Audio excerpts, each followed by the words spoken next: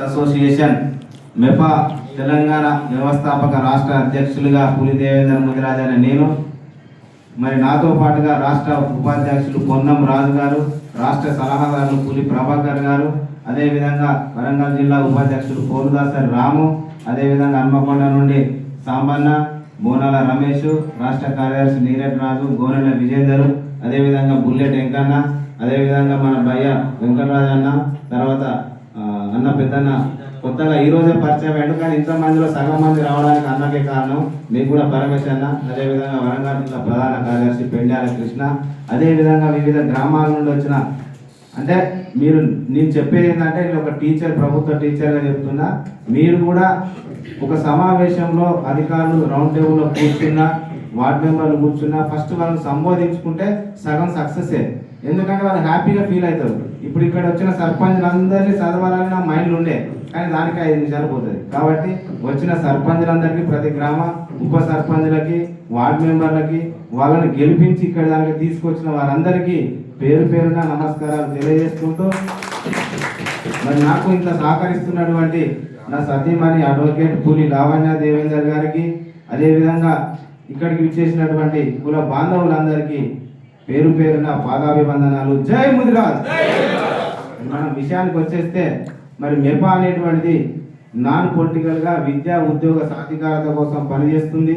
ఏ పార్టీకి తొత్తు ఉండదు, ఏ పార్టీకి అది సంబంధించింది కాదు. ఎవరు ఏ పార్టీలు ఉన్నా కూడా గెలిపించుకోవాలి, ముదిరాజ్ జెండా ఎగరవేయాలి. మరి భవిష్యత్తులో కూడా రిజర్వేషన్ కోసం పోరాటం చేస్తే సర్పంచులుగా మీ గ్రామం నుండి మన ముదిరాలను తీసుకురావాలని నేను మనస్ఫూర్తిగా మిమ్మల్ని వేడుకుంటున్నాను. ఎందుకంటే మన జాతి బిడ్డల చిరకాల కోరిక బీసీడీ నుంచి చేయాలి. నేను ఒక ఉపాధ్యాయునిగా చెప్తున్నా, రాజకీయ పార్టీగా కాదు. ఎందుకంటే మనకు సర్టిఫికెట్లు వచ్చినాయి, మీకు కూడా ఇక్కడ ఉన్న వాళ్ళకి వచ్చినాయి, అది ఒకటే రోజు కనుమరుగైపోయింది.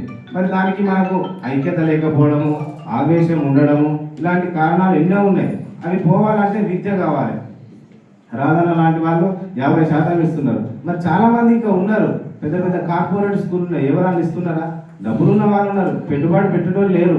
నాకేం వస్తుంది రాని ఈర్ష్య ఉన్నది. అలాంటివి కూడా పారద్రోలాలి. ముఖ్యంగా మరి గెలిచినటువంటి ప్రజాప్రతినిధులకు నేను చెప్పేది ఏంటంటే, మీకు గ్రామ సర్పంచ్గా, ఉప సర్పంచ్గా, వార్డు మెంబర్గా ఏమేమి విధులు ఉంటాయి? ఒక 29 రకాల విధులు ఉంటాయి సర్పంచ్కి. అసలు ఆ విధులు ఏంటి, ఏ పనులు చేయాలి, మరి నిధులు ఎక్కడి నుంచి వస్తాయి, మరి అధికారులతోటి మనం సమన్వయం ఎట్లుండాలి, ఓ ఎంఆర్ఓతో ఎట్లుండాలి, ఎంపీడీఓతో ఎట్లుండాలి, మరి గెలిచిన వాళ్ళతో ఎట్లుండాలి, ఓడిన వాళ్ళతో ఎట్లుండాలి అనేటువంటి మీరు వాటిని కేంద్రీకరించుకొని ఆ 29 రకాల విధులు, మరి 73, 74 రాజ్యాంగ సభలో మన యొక్క 40వ అధికారంలో మన రెండవసారి తెలంగాణ ప్రభుత్వంలో రెండవసారి ప్రజాప్రతినిధులుగా ఎన్నికైన మీరు మరి అందరినీ కలుపుకొని పోయి, ఇది ఒకటి మీ విజయమేనా? మరి మన అందరికి గెలిపించినటువంటి అందరి విజయం ఒకసారి మనసులో ఆలోచన చేసుకోండి. నేను ఇలా సర్పంచ్ గెలిచినటువంటి అధికారంతో మనం చెలరేయకుండా, మరి నేను చెప్పిన వాగ్దానాలు ఏంటి, మన జాతి బిడ్డలకు ఏం సేవ చేయాలి, ప్రజలకు ఏం సేవ చేయాలి, గతంలో గెలిచిన సర్పంచ్ కంటే మరి నాకు వినూత్నమైన ఆలోచన ఏంటిది, వినూత్నంగా ఒక డిజిటల్ లైబ్రరీలా, డిజిటల్ పాఠశాలనా, లేకుంటే నీటి పారిశుద్ధ్యమా, మురికి కాలువ నిరంతరం ప్రవహిస్తున్న మురికి కాలువ, పెండింగ్లో ఉన్న పనులేంటి, అలాంటి ఒక డిఫరెంట్గా చేస్తేనే మీరు మళ్ళీ నెక్స్ట్ జనరేషన్కు మళ్ళీ సర్పంచ్గా గెలుస్తారు. అయ్యో ఈరోజు గెలిచినాం కదా అనేటువంటి అధికార దుర్వినియోగము, మరి జల్సాలకో లేకుంటే నిధుల దుర్వినియోగం చేయకుండా వాటిని ఎట్లా నిర్వర్తించాలి, ఏ నిధిని ఎటు ఉపయోగించుకోవాలి, ఫండ్స్ లేకుంటే యుఎస్ఏ నుంచి మిత్రులు ఉంటారు, వాళ్ళ దగ్గర నుండి ఫండ్స్ ఎట్లా తెచ్చుకోవాలి, మిత్రుల నుంచి ఎట్లా తీసుకోవాలి, సామాజిక సేవ, ఇలాంటి కార్యక్రమాలు వినూత్నంగా చేయాలి. మరి ఇలా కత్తికి పదులు ఉంటుంది, ఆ కత్తిని మనం ఎట్లా వాడితే అట్లా ఉపయోగపడుతుంది. నా చేతిలో కత్తి ఉన్నది కదా, నేను సర్పంచ్ అయినా కదా అనేటువంటి అలా వెళ్ళకుండా అందరినీ కలుపుకొని పోయి నాకు ఎవరు గెలిపించారు, వాళ్ళకి ఏ విధంగా పనులు చేసి పెట్టాలి. చాలా మంది యువకులు ఉన్నారు, ఫస్ట్ వాళ్ళందరికీ హ్యాట్సాప్ కొడుతున్నారు. ఎందుకంటే యువకులు అనేటువంటి ముదిరాలలో ఇప్పుడిప్పుడే వస్తున్నారు. రాజకీయంగా మీరు ఇంకా భవిష్యత్తు ఉంది. మీకు ఏమైనా తగిన సలహాలు సూచనలు కావాలంటే మెపా టీం కూడా ఉంటుంది, వారిని అన్ని ఆలోచన చేస్తుంది. కాబట్టి వారి సలహాలు తీసుకొని వాటికి సంబంధించినటువంటి విధి విధానాలు కూడా మీరు రాసుకొని ఒక ప్రణాళిక పెట్టుకోవాలి. ఇలా సర్పంచ్ అయినాం, మరి రేపు నేను ఎంపీపీ కావాలన్నా, జెడ్పీటీసీ కావాలన్నా, మరి రాజకీయంగా అగ్రవర్ణాలతో ఎట్లా దోస్తాను చేయాలి. ఉంటారు మనకి, ఇలా మనకి సీట్ వచ్చిందంటే ఓర్వని వాళ్ళు కూడా ఉంటారు. ఇలా పుణ్యదేవేంద్ర ఇక్కడ కూర్చున్నాడంటే అబ్బా వాడు ముద్రాశుడు కూర్చున్నాడా, సర్పంచ్ అయినారా అంటాడు. కానీ మనం వాడిని తెలివితోడు కొట్టాలి. వాళ్ళతో దోస్తాను చేయాలి. అన్న రమేష్ రెడ్డి అన్న రమేష్ రావు అన్న అనాలి. ఆ రాజకీయం చేసుకుంటా మనం ఆ సీట్లు దక్కించుకోవాలి, నిధులు కూడా దక్కించుకోవాలని తెలియజేసుకుంటూ మరి ఈ రోజు ఇక్కడికి వచ్చినటువంటి ముఖ్యంగా నిలిచి గెలిచి ఓడిన వాళ్ళకి మనం క్లాప్స్ కూడా, ఎందుకంటే మనం గెలిచి ఇక్కడికి వచ్చినా కానీ ఓడిపోయిన వాళ్ళు బాధలు ఉంటారు. వాళ్ళందరూ ఒకసారి జై ముదిరాజ్ అనాలి, జై ముదిరాజ్. ఎందుకంటే వాళ్ళు మనకంటే ఎక్కువ ఆవేశంతో ఉంటారు. ఇలా ఓడిపోయిన కదా బిడ్డ, రేపు నేను గెలవాలనే కసితో ఉంటారు. ఎవరైతే ఓడిపోయిందో వాళ్ళని మళ్ళీ గెలిపించుకునే బాధ్యత మీ దగ్గర ఉంటుంది. ఇలా నేను గెలిస్తే కాదు, ఇలా నేను రాష్ట్ర అధ్యక్షుడే కాదు, రేపు పొన్నవరాజులను ఎట్లా చేయాలి, నీరట్ రాజును ఎట్లా చేయాలి, ప్రభాకర్ రాజును ఎట్లా చేయాలని ఆలోచన రావాలి తప్ప మనకు మనం విరవీయకుండా ముందుకెళ్ళాలి. అదేవిధంగా ఈ కార్యక్రమానికి మరి నీరట్ రాజు వాళ్ళ కూతురు కూడా ఇటీవల కాలంలో పియానోలో రాష్ట్ర స్థాయిలో 2వ బహుమతి వచ్చింది అమ్మాయి. ఆమె ఫస్ట్ నుంచి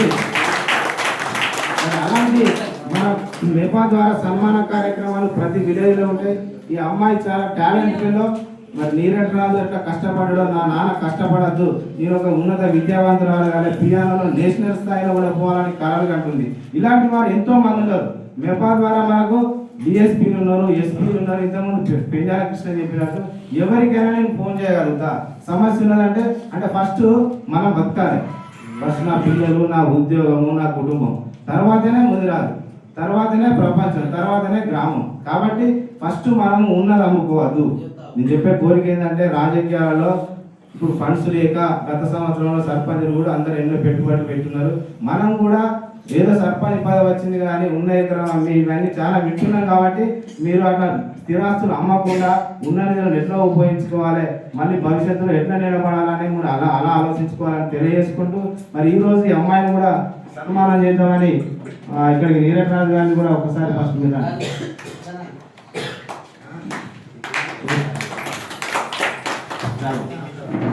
ఇక్కడ రాష్ట్ర స్థాయిలో ఆమె పియానోలో ఒక కస్తూరిబా చదువుతాను కదా, కస్తూరిబా ఎంజేబి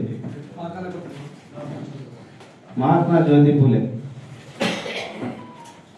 ఇప్పుడు ఇలాంటి మెడలో వేసుకుంటే ఆమెకి ఇంత వందల మంది ముందర నాకు సన్మానం చేసిన నా జీవితంలో కూడా మర్చిపోరు. ఆయన ఏమన్నాడంటే నిన్ననే సన్మానం చేద్దాం అంటే కాదు, మన ముదిరాజు ముద్దు బిడ్డ వస్తాను వాళ్ళందరి సమక్షంలో సన్మానం చేయాలనేటువంటి ఆలోచన ఉందని చెప్పగానే ఇది తీసుకొచ్చిన ఫస్ట్ కంగ్రాచులేషన్ చెప్తాం అమ్మాయికి.